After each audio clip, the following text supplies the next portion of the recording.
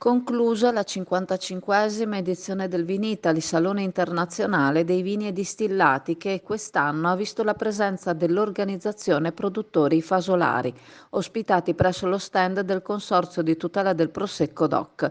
Il presidente di quest'ultimo, Stefano Zanette, con il presidente dell'OP Paolo Tiozzo, sono riusciti a ricreare un momento di promozione e degustazione durante lo show cooking realizzato dallo chef Tommaso Zoboli.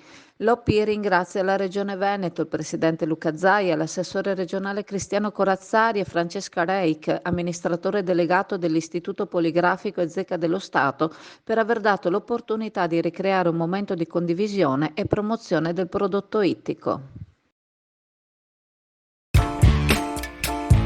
Befed, il pub di successo tutto italiano, dove trovi l'inimitabile galletto da mangiare con le mani, accompagnandolo con la tipica birra artigianale.